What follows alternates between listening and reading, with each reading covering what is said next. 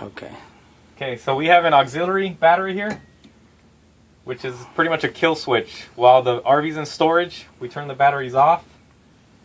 You shouldn't touch it, or else it's going to kill all the battery to the unit. You hit on, you hear a little switch underneath my feet for the batteries. To turn on the generator, just hold it until it kicks on.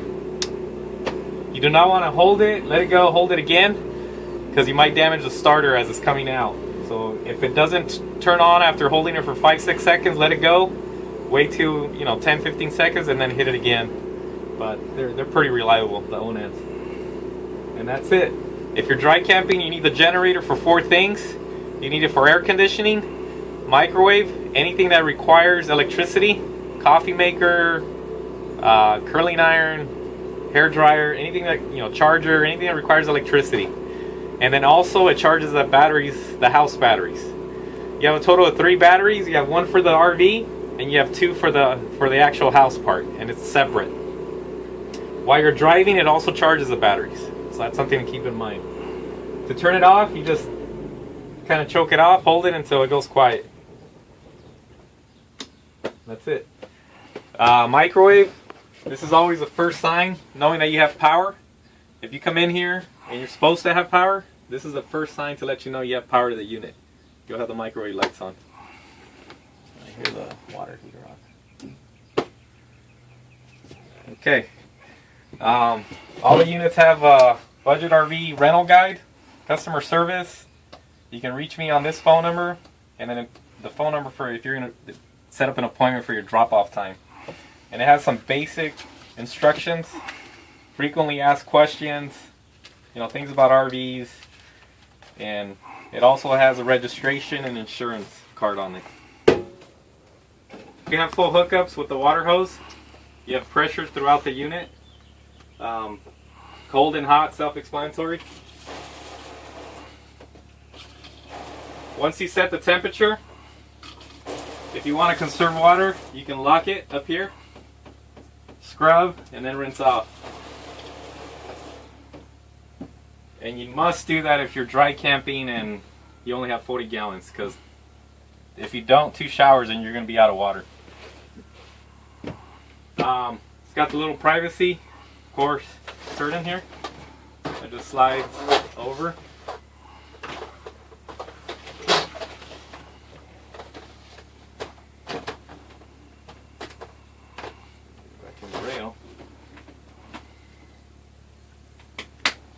And then this door also closes and engages for privacy.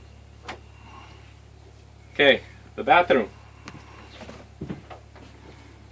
Come on over here. Okay, so the bathroom, self-explanatory. You got your sink right here.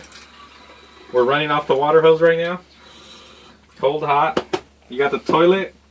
It's got a foot pedal. You got to be careful with it. Water goes around the bowl, and self-explanatory. You got toilet paper and chemical. When you pick up the unit, you have 4 ounces in here. It's good enough for a full tank. When you dump, after you do the valves and dump the sewage, you want to come back in here and dump half the bottle in there along with half a gallon of water.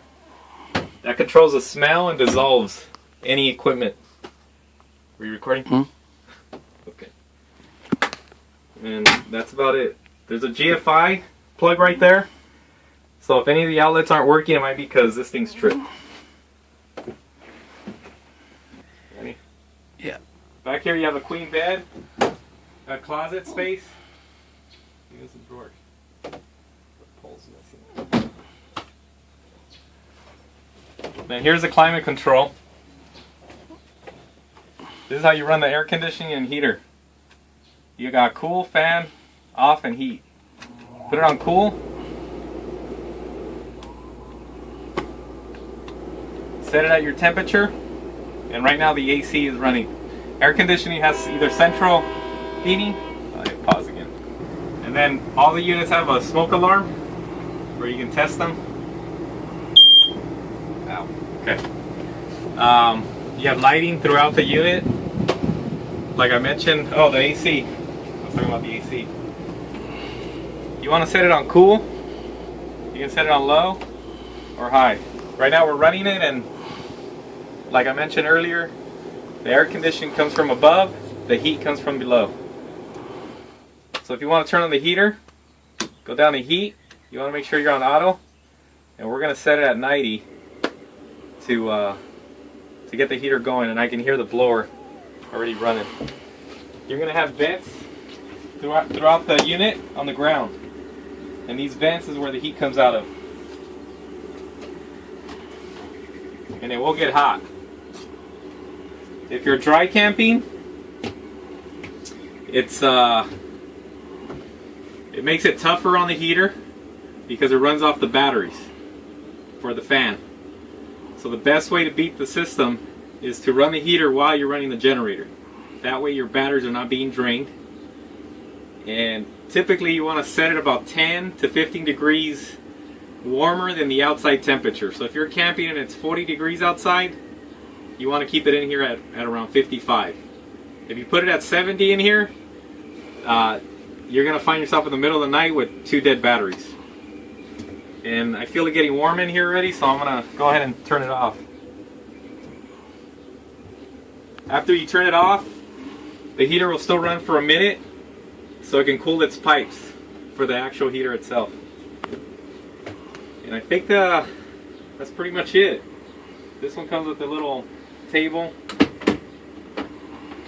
little kickstand.